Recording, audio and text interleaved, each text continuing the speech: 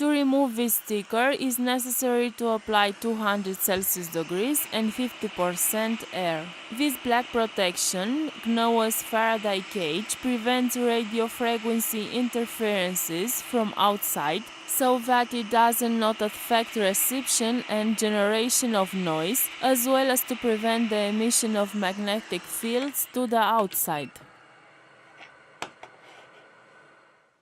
Here we have the EFPMIC, which is equipped with a pad to maintain the temperature and not to get too hot. We know that this circuit can be damaged by heat, and over time we have learned some tricks. To remove the shield, we can use a hot air station at 400 Celsius degrees and 50% airflow.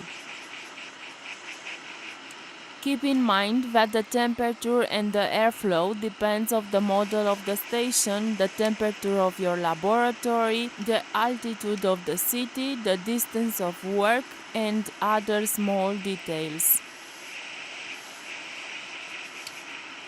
Before removing any metal shield, it's important to practice first on broken motherboards to know the working temperature of the station. We have started this long way with economic tools, and little by little we have invested money in better machines. Right now I'm using a GBC air station. To remove easily the shield, it is necessary to distribute the temperature well throughout the motherboard and then, with the help of the scalpel, make a leverage. In this way, the other circuits will not be endangered. In our YouTube channel, if you search for Movil 1 Remove Shields, you'll see a lot of videos about this subject.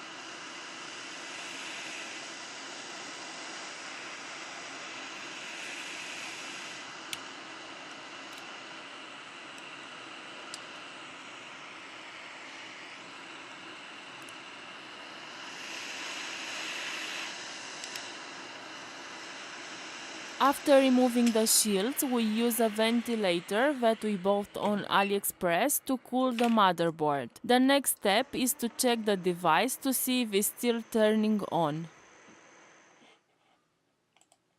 Although the necessary precaution must be taken when we remove the shields, because any accidental movement can cause a breakdown, such as moving some capacitor, so it is important to know it before continuing with our repair. The device turns on correctly, so we continue with our repair.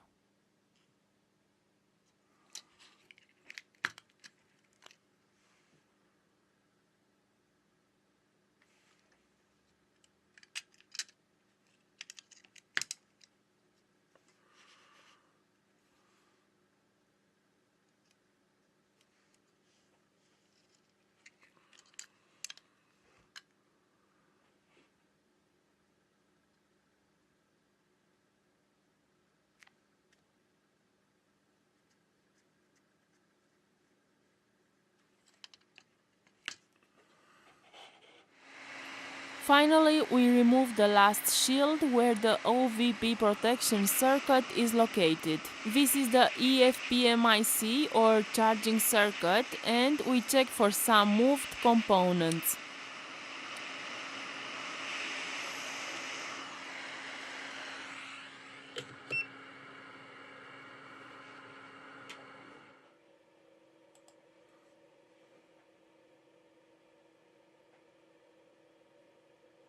For now, everything seems to be in order. If the device doesn't turn on after pressing the power button, we must measure the voltage on the button pins. Pin number 1 and 3 helps us to turn on the device. When we're making the measurements, we see that we have the correct voltage of 4.3 volts.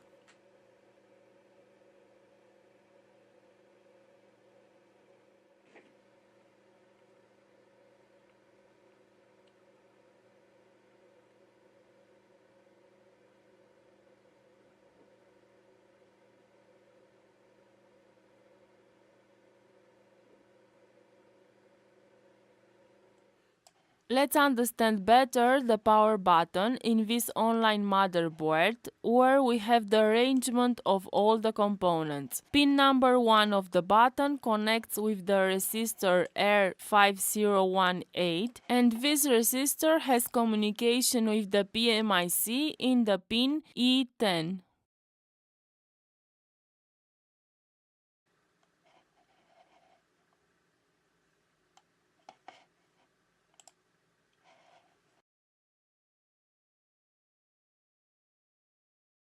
We go to the schematic diagram, and this pin has the power key line. Here on the other part of the diagram we can see up close the power key, always with a resistor next to it. In our case, a 10K or 10K ohms resistor.